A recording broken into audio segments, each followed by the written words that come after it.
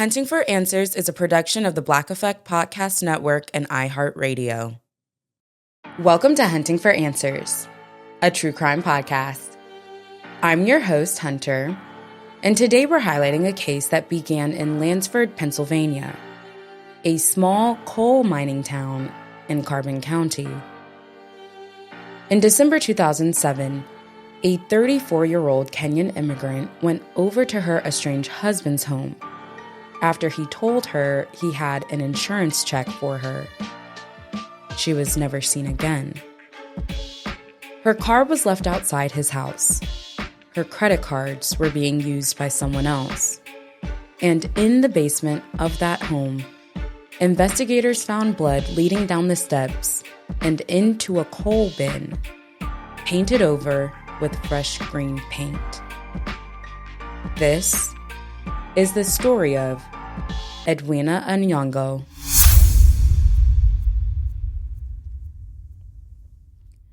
Edwina Onyango was born on October 18, 1973 in Kenya. She was one of 10 siblings in a close-knit, hard-working family. In 1998, at 25 years old, she traveled to the United States in search of opportunity. She's described as having black hair and brown eyes, standing between 5'2" and 5'3", and weighing about 130 pounds. She had two distinctive scars, one on the left side of her face and another under her left eye. And she also had pierced ears and sometimes used the alias Veronica Gaia. By 2007, Edwina was working as a live-in caregiver in the Allentown, Bethlehem area, a role that reflected the values she grew up with: responsibility, compassion, and dedication.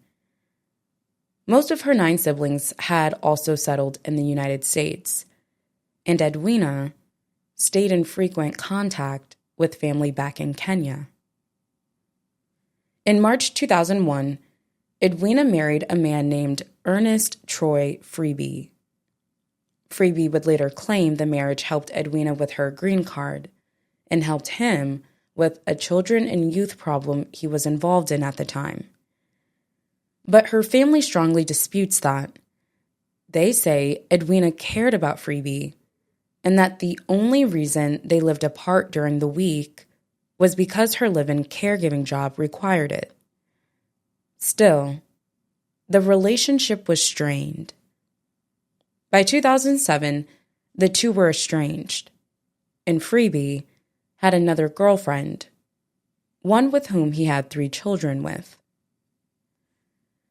On December 9, 2007, Edwina left a voicemail for her sister Phoebe, saying she was going to her husband's home and would be back later that day. That call never came.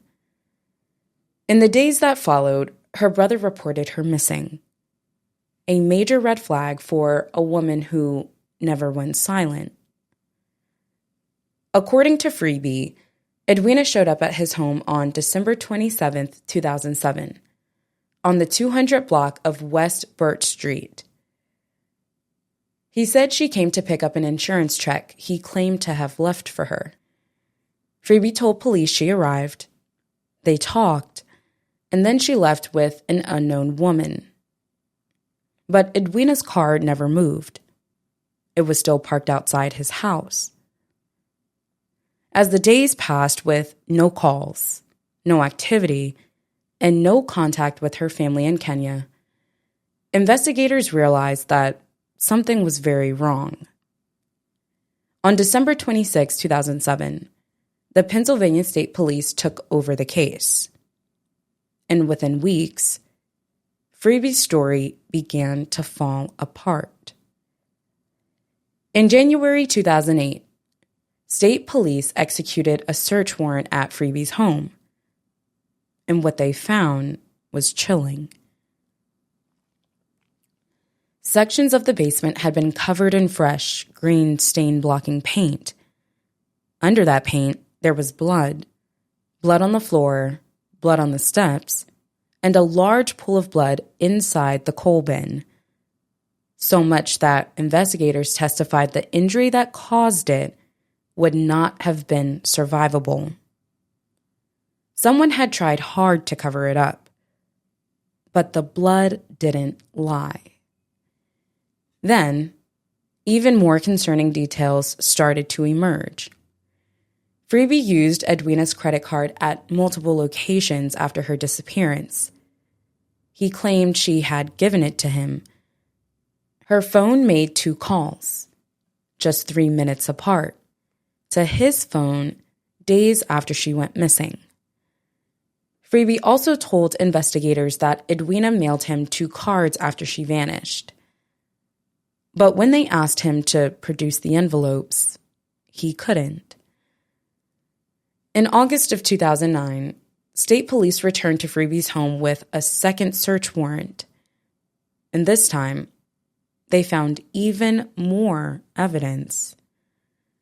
Dirt had been removed from the coal bin.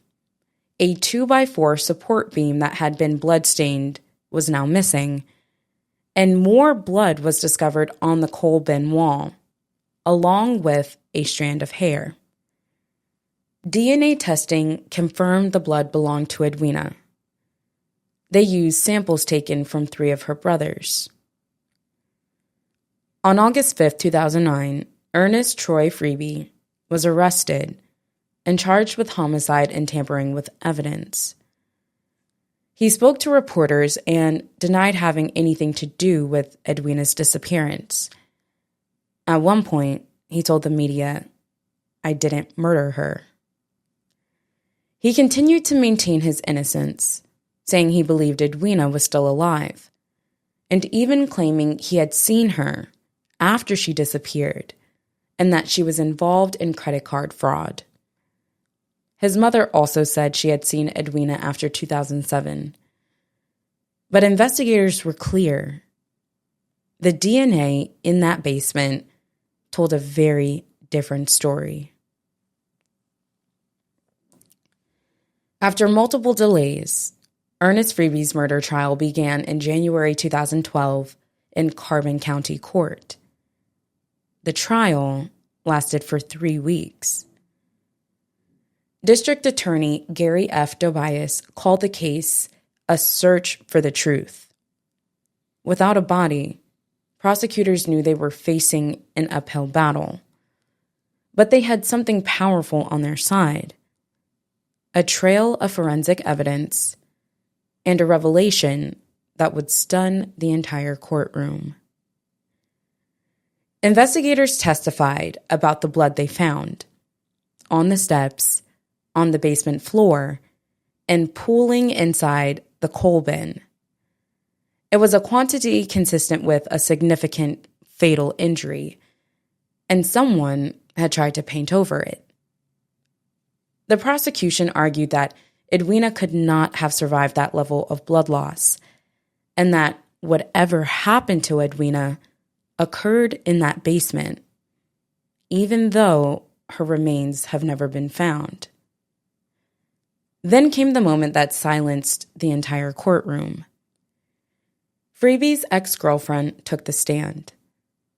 She testified that Freebie had once told her, quote, "The only way I'm getting out of this marriage is if I kill her." The prosecution said this was his motive, that he wanted to be with his girlfriend and their children without the legal or financial ties to a wife he no longer lived with. The defense claimed that Edwina was still alive and that she had reasons of her own to leave. They said that at one point, Edwina had even used a friend's name and social security number to work, a fact they suggested meant she could live under another identity. But there was no evidence to support that. No bank activity, no passport use, no phone calls, and no contact with her family. Not even the relatives in Kenya that she spoke to every week. Freebie did not testify. On January 30th, 2012, after 5.5 hours of deliberation, the jury returned with their verdict: guilty, guilty of first-degree murder, and guilty of tampering with evidence. Ernest Troy Freeby was sentenced to life in prison without the possibility of parole.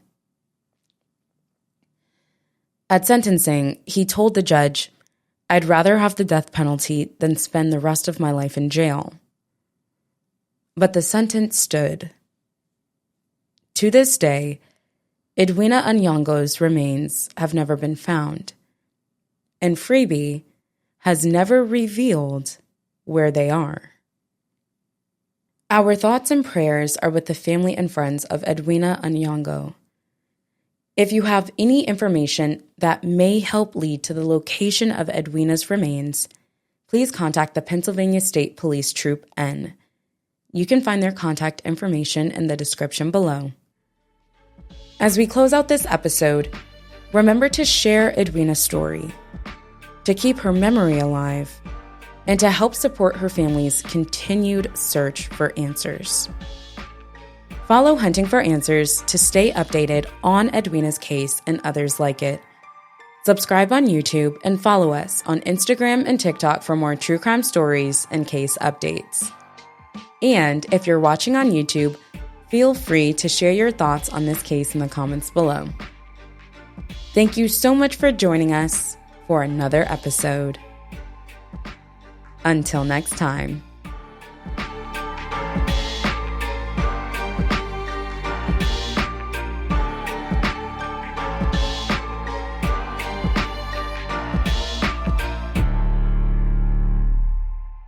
Hunting for Answers is a production of the Black Effect Podcast Network.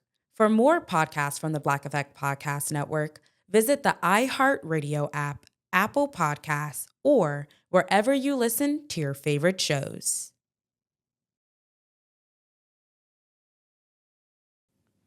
Stay connected with our community by joining our new Facebook group. The link is in our bio.